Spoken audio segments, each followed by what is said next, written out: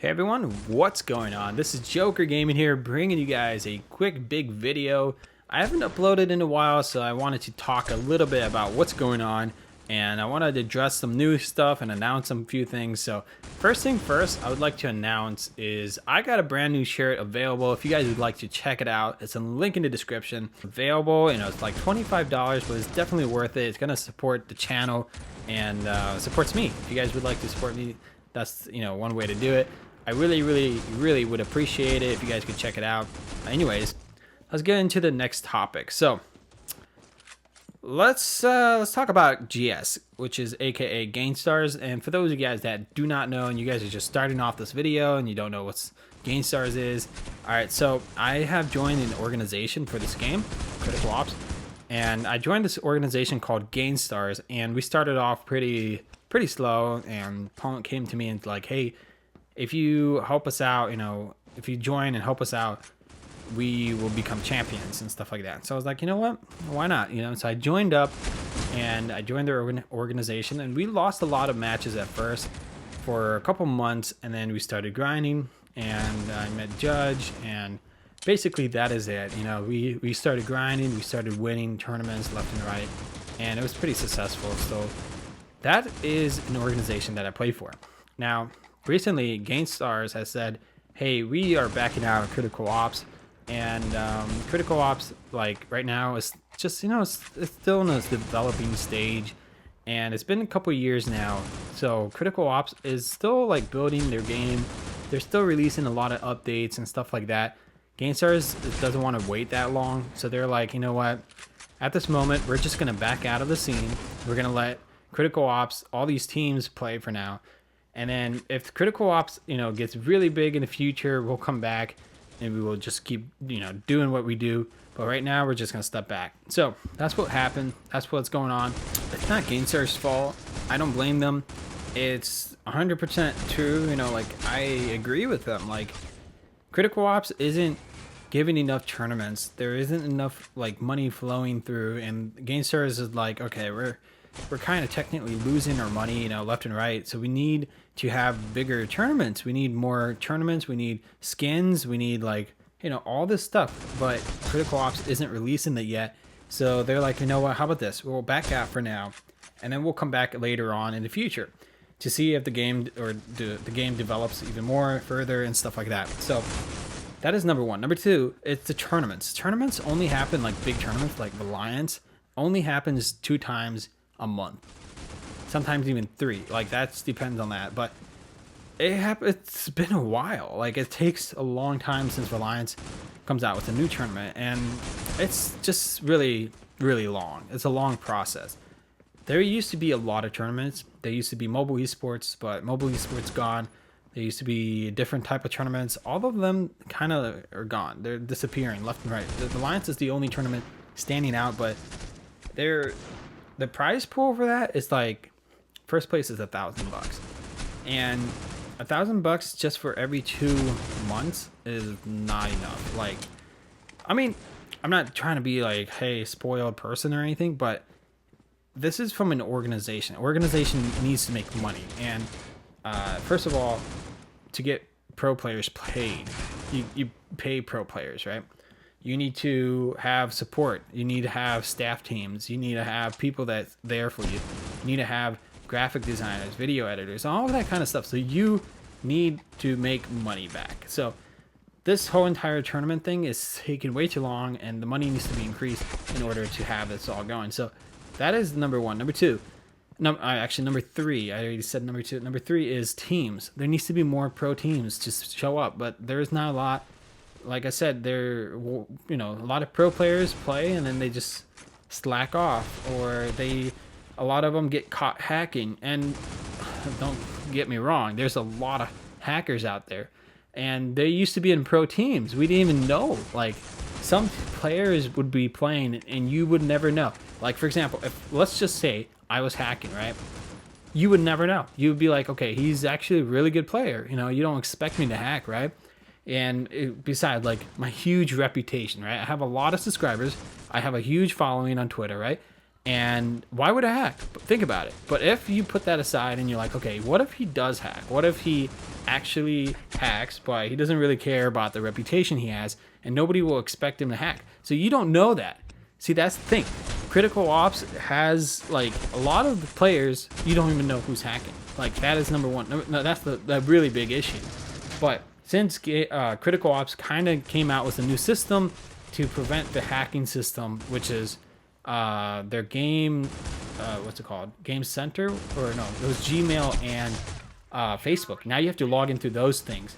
And at the moment, I only logged into Game Center, so which is, I don't know when is the system going to come out. Maybe it did come out, but at the moment I'm using Game Center to log into my account and stuff like that.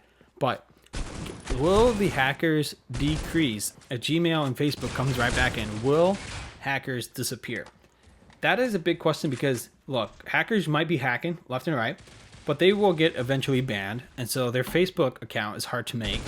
I mean, I personally tried to make a Facebook account last night, and it's pretty difficult. But for me, it took me a while. Like, I had to get everything right. I got to make sure things are in there. But let's say if I made a fake one, I kept doing it, Facebook is going to have a better security on that. They're going to be like, you know what? You're making too many Facebook accounts. We're going to suspend your IP for a while. Same thing with Gmail. Like, if you're making 3 or 4 email accounts, they're going to have a little suspension. Like, hey, you know what? You've been making too many. We'll give you a month little ban from making emails. Stuff like that. So I've made a few emails in the past, and they had me pause for a month or so because I made like over 3 or 4 emails, and they weren't for me. It was just for my family. But the whole point is they have good security too, right? So I don't know. Maybe this will prevent hackers from coming into COps again. But again, I don't know, man. Like, we've been going through this whole entire hacking thing for so many months now, and it's like impossible, right? Mobile games are easy to hack. Literally, they are easy to hack. The few games that I have not seen hackers on, so few games. Fortnite, I have not seen any hackers on there, and that's number one. Number two is PUBG. I have not seen a hacker there yet. I'm not sure if there is, but I'm pretty sure they are hackers left and right, but they get banned. They get banned really fast. And then the third game is Clash Royale or Clash of Clans. Those games are pretty big. They're big games, but the whole entire, all these games that I just listed, they are all on a server. With other games like Fortnite and other games that I mentioned, you are right away logged in right into the server. Fortnite is right into the server. You play right from the server. If you start messing around, the server will change you right back to what you were doing. So for example, if you put on a hack or something, or you messed around with the files, or you put on a different skin for mobile, right? It would change you right back. If you messed around with the files, like in the game files, you messed around, you changed some things, it would go right away. It would change it all the way back to whatever it was. So you have to literally hack the server and then switch it from the server. But you can't hack servers because servers are so, you know, like bulletproof. They're like, you can't even go in. So it's kind of hard to hack it. But with this thing, it's different. Critical Ops is the files are already on your device. So all you have to do is change it in your device. And you can go into whatever game you want in this like match, right? You can go whatever match you want, and boom, ta-da! You can hack, you can run around, do whatever. So the solution is to have a server, and to have a server from there, like people can do whatever. And if the hackers want to change something, they can't because they have to get into the server. So that is a very big thought to talk about because it's a hard thing to do, especially if you have a game developed. Let's say if you already made the game, you already have it all going, and then all of a sudden you have to create a server beforehand. So you actually think you have to step all the way back from the beginning, start from the very beginning and create from the server and build inside the server instead of on the device, you know, all that kind of stuff. So I'm sorry for ranting so much. Yeah, so this is what I thought, you know, maybe this is it. Like, I've read some articles about it. Maybe I'm wrong. Maybe someone in their comments can correct me on that, about the servers and hacking situation. But that is one of the biggest things about that. So yeah, hacking is a really big problem in Critical Ops, and I hope eventually it will get like completely removed and it will be fixed, right? The last thing is for this game is the servers. I know a lot of people are like, hey man, I agree, But listen, I love Critical Ops. I support them 100%. But the servers are not that great. And I mean, the servers, they just have a lot of problems with the lags and all that kind of stuff. I mean, eventually they're going to have it fixed. They're going to have it fixed eventually. It's going to happen in the future. But right now it's really, really, really bad. And it's been bad for like around 3 to 4 months now. The servers have been bad. So that is the last thing about Critical Ops. That's the last thing that I wanted to talk about. And if Gankstars does come back, I'll be back in GS. But as of right now, GS is gone. I'm going to be out of competitive. Unless like an organization comes in and they're like, hey, we want to pick you up to be a player for a team or a captain or something like that, then, you know, I'm down. I'm down to compete. But it has to be from an org that's, you know, that's it. Yeah, if an org comes back, I would probably think about it and consider it, or I'll think about it. You know, if an org comes in, I'll think about it. But as of right now, I don't have any plans to go competitive, like into the scene of, you know, going into a team and just competing and all that kind of stuff. I actually am thinking about just playing the game for fun. All right, so the last topic I want to talk about is what's the future. So the first thing I want to announce is I'm going to be streaming on YouTube. And I know a lot of you guys are super excited for that, but it's official. I'm going to be streaming on YouTube. I'm really excited because honestly, I've been streaming on Twitch for a long time. Yeah, so Twitch wasn't like, I mean, Twitch is an amazing platform and everything, but it's just not really good and beneficial for mobile streamers. Like, it's not helpful at all. So I'm going to be streaming on YouTube from now on. So number 2, am I going to be competing in the competitive scene? What am I going to do as Critical Ops? First of all, I'm going to be still making videos for Critical Ops. I'm still going to be providing content. I'm going to be active on YouTube with Critical Ops. I'm going to be active with another game that I'm going to mention in just a bit. So yeah, Critical Ops is still in the picture. I'm still doing it. I am just not going to be competing at this moment unless like a big word comes in like, hey, Choker, we saw your performance, we want to pick you up, then I'll consider it. So the last topic that everybody wants to know is what game I'm going to be focusing on, and that is going to be Fortnite and PUBG.